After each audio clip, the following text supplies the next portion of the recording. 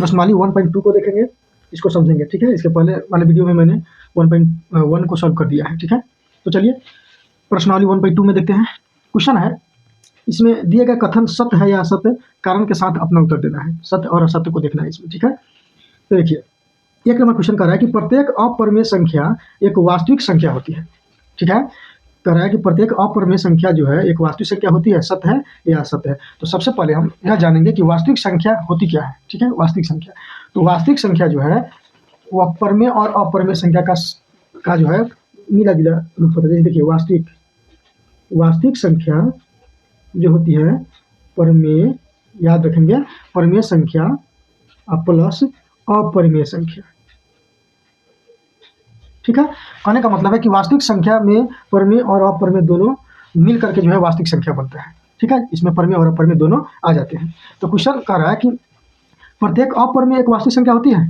तो देखिए क्योंकि यह वास्तविक संख्या परिमेय और अपरिमेय के मिलने से बना हुआ है, तो अपरिमेय तो वास्तविक संख्या हो जाएगा। या परिमेय भी अगर पूछेगा कि परिमेय संख्या वास्तविक संख्या होती है, तो हाँ हो जाएगा, ठीक है। या अपरिमेय संख्या एक वास्तविक संख्या होती है, फिर भी हाँ हो जाएगा। तो यह सत्य होगा, ठीक है।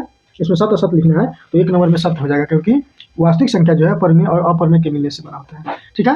परिमेय और अपरिमेय संख्या ही वास्तविक संख्या कहलाती है। तो ये क्वेश्चन दिया कि अपरिमेय संख्या एक वास्तविक संख्या होती है, तो सत्य हो जाएगा, ठीक है। चलिए 2 नंबर कह रहा है कि संख्या रेखा का प्रत्येक बिंदु √m के रूप का होता है, जहाँ m एक प्रकृत संख्या है। m क्या है? प्रकृत संख्या। तो प्रकृत संख्या जो है क्या होता है, मैंने बताया कि प्रकृत संख्या जो होती है वह 1 से शुरू होती है, ठीक है। पूर्ण संख्या और प्रकृत संख्या, पूर्ण संख्या 0 से शुरू होती है और प्रकृत संख्या 1 से शुरू होती है। तो कह रहा है कि संख्या रेखा प्रत्येक बिंदु √m के रूप का होता है कि नहीं, संख्या रेखा। तो सबसे पहले देखिए संख्या रेखा को देखते हैं। संख्या रेखा को समझ लीजिए आप लोग। तो यह संख्या रेखा होता है, ठीक है।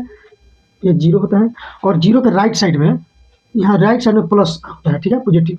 यहाँ पॉजिटिव पूर्णांक को लिखते हैं, जैसे 1 2 3 4, ठीक है, डॉट डॉट इन्फिनिटी तक आता है। इधर प्लस इन्फिनिटी, और 0 के लेफ्ट साइड में, बाएं साइड में जो है माइनस आता है। माइनस पूर्णांक को लिखते हैं -1 -2 -3 -4 डॉट डॉट, इस तरह से माइनस इन्फिनिटी, ठीक है। तो कहने का मतलब कि 0 के राइट साइड में प्लस इन्फिनिटी और लेफ्ट साइड में माइनस इन्फिनिटी होता है। तो क्वेश्चन कर रहा है कि प्रत्येक बिंदु जो है √m के रूप का होता है। तो देखिए √m का मतलब हुआ कि पॉजिटिव वाला। तो देखिए √m, जैसे मान लीजिए √4 है, तो 4 का वर्गमूल तो हो जाएगा 2, 9 है, 9 का वर्गमूल तो 3 हो जाएगा, ठीक है। अगर √2 है तो इसका वर्गमूल नहीं निकलेगा, ठीक है, लेकिन फिर भी इसका वर्गमूल जो है हम निकालेंगे तो यह दशमलव में आएगा, 1.4414, ठीक है।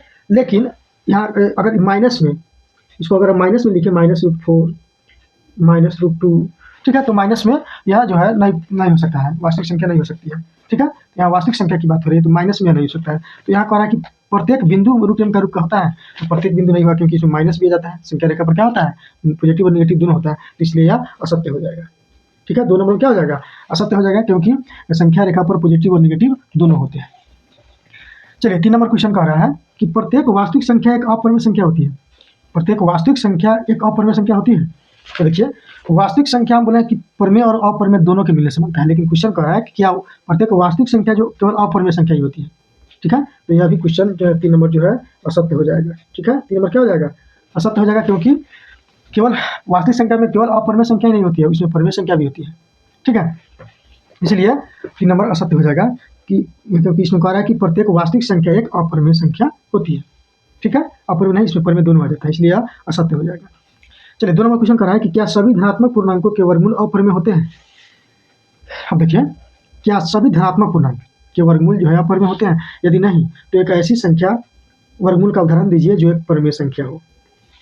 तो क्या सभी धनात्मक पूर्णांक, मान लीजिए कोई धनात्मक पूर्णांक है, 2 नंबर क्वेश्चन को समझते हैं कि क्या मान लीजिए कि कोई धनात्मक पूर्णांक 9 है, ठीक है। तो इसका अगर हम वर्गमूल निकालते हैं तो 3 आता है। तो 3 क्या है, परिमेय है।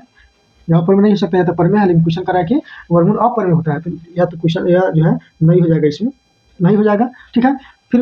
फिर उसके बाद जो है एक उदाहरण भी देना है, कैसा वर्गमूल का उदाहरण दीजिए जो एक परिमेय संख्या। तो उदाहरण तो नहीं हो जाएगा, मान लीजिए कोई √9 है, तो इसका वर्गमूल निकाले तो √3 आ गया, या परिमेय संख्या हो गया।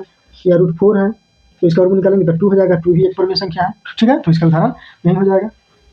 चलिए अब नेक्स्ट क्वेश्चन को देख लेते हैं।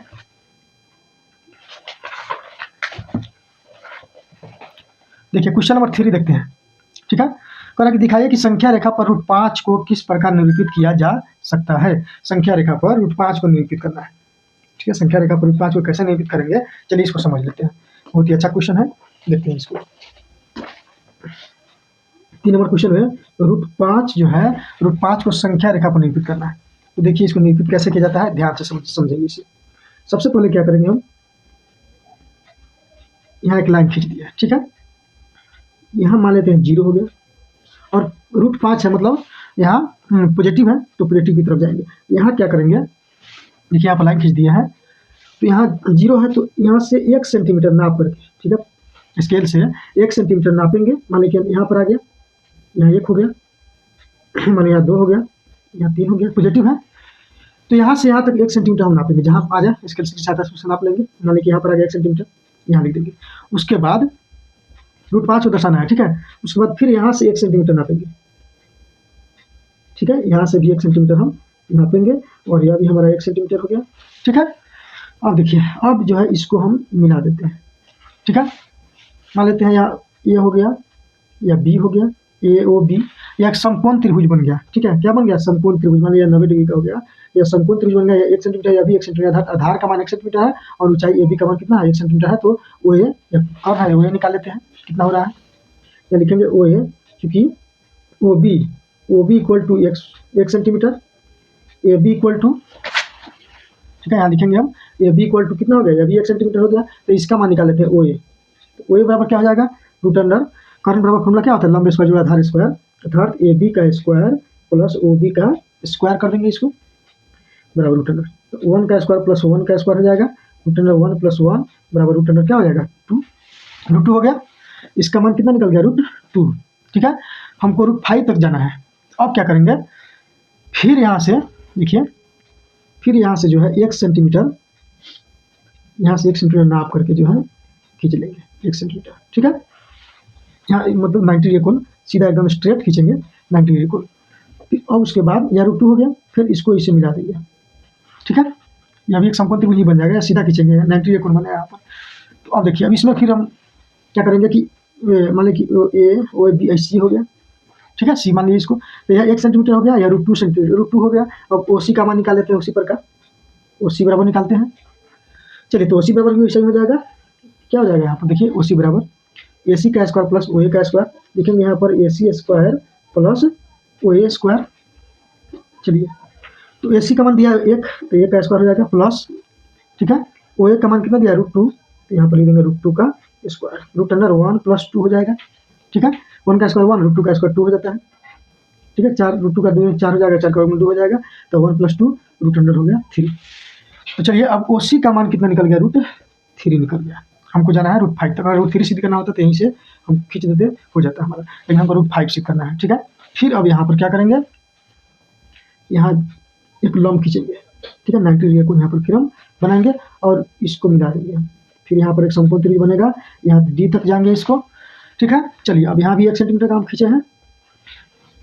फिर अब यहाँ पर चलेंगे, अब इसमें अब क्या निकालेंगे, ओ डी निकाल लेंगे, फिर ओ डी। फिर यहाँ पर हम लिखेंगे O D equal to root under, और ओ डी बराबर क्या हो जाएगा, ध्यान दीजिए, यहाँ पर ओ डी बराबर क्या हो जाएगा, डी सी का स्क्वायर प्लस ओ सी का स्क्वायर, मतलब ओ सी का स्क्वायर प्लस सी डी का स्क्वायर या डी सी का स्क्वायर। तो यहाँ पर लिखेंगे हम O C square plus C D square, ठीक है। चलिए, रूट अंडर ओ सी का मान दिया है रूट 3, तो रूट 3 लिख देंगे यहाँ पर प्लस, देखिए यहाँ पे, फिर डी सी का मान दिया 1, तो 1 का स्क्वायर लिख देंगे रूट अंडर। अब रूट 3 का स्क्वायर हो जाएगा 3 प्लस 1 का स्क्वायर 1, रूट अंडर कितना हो गया 4, 4 का वर्गमूल कितना निकल गया 2, 4 का वर्गमूल निकल गया 2। तो देखिए, अब इसका मान निकल गया 2 सेंटीमीटर, ठीक है। चलिए, फिर भी अभी नहीं है, हमको रूट 5 से करना है, ठीक है। फिर आगे बढ़ेंगे इसमें, फिर यहाँ से 90 डिग्री का कोण यहाँ पर हम बनाएंगे, ठीक है, और इसको इससे मिला देंगे, ठीक है, इस तरह से मिला देंगे। फिर यहाँ पर क्या हो गया, ये 1 सेंटीमीटर हो गया। चलिए, अब इसको हम ई मान लेते हैं। अब फिर क्या निकालेंगे, अब यह हमारा 2 सेंटीमीटर निकला है, यह निकला है 2 सेंटीमीटर। फिर अब ओ ई निकालेंगे, ओ ई, तो ई बराबर हो जाएगा डी का स्क्वायर प्लस ओ डी का स्क्वायर। फिर हम यहाँ पर ओ ई निकालते हैं।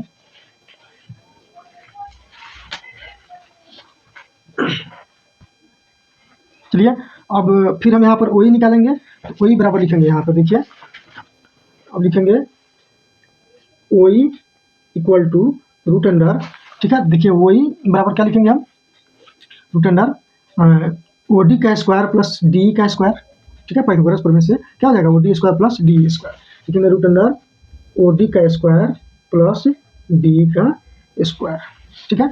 ओ डी, अब ओ डी का मान हमारा क्या निकला है 2 सेंटीमीटर, देखिए यहाँ पर ओ डी का मान 2 सेंटीमीटर निकला है यहाँ पर, ठीक है। तो 2 का स्क्वायर कर देंगे प्लस डी का मान 1 है तो 1 का स्क्वायर कर देंगे, रूट अंडर 4 प्लस 1 हो जाएगा, रूट अंडर कितना हो जाएगा 5, ठीक है। तो हमको क्या सिद्ध करना था, √5 हमको लाना था, √5 को ही यहाँ पर प्रदर्शित करना था। तो इसका मान कितना निकल गया, फाइनली हमारा √5 इसका मान निकल गया। उसी तरह √7 भी अगर बनाना होता है √9 तो इसको आगे बढ़ाते जाएंगे इसको, ठीक है, आगे बढ़ाते जाएंगे, इस तरह से हमारा निकलेगा। तो √5 हमको लाना था, तो यहाँ पर तो √5 आ गया। अब हम क्या करेंगे, देखिए अब एक प्रकार की सहायता से इसको त्रिज्या मान करके OE को त्रिज्या मान करके, ठीक है, ध्यान दीजिए यहाँ OE को त्रिज्या मान करके एक प्रकार रखेंगे यहाँ पर, ठीक है। इस प्रकार से चाप रखेंगे और इसको त्रिज्या मान करके जहाँ तक यह कटेगा वहाँ से इसको हम काट देंगे, ठीक है। इसे मान लीजिए देखिए यहाँ पर अगर हम प्रकार रखते हैं, प्रकार रख करके जो है इसको हम जैसे यहाँ से इस तरह से काटेंगे, इस तरह से चाप हम काटेंगे, ठीक है। मान लीजिए यहाँ पर आ गया, प्रकार की सहायता से काटे, यहाँ पर कट गया, ठीक है, यहाँ पर कटा, तो यहीं हम लिख देंगे √5, ठीक है। हमारा √5 जो है प्रदर्शित हो गया संख्या रेखा पर। तो इस प्रकार से आप लोग इसको बना लेंगे, स्केल और प्रकार की सहायता से जो है ज़्यादा बेहतर होगा और सटीक सही बनेगा, ठीक है। तो इस तरह से आप लोग बना लेंगे, फिर मिलेंगे नेक्स्ट वीडियो में।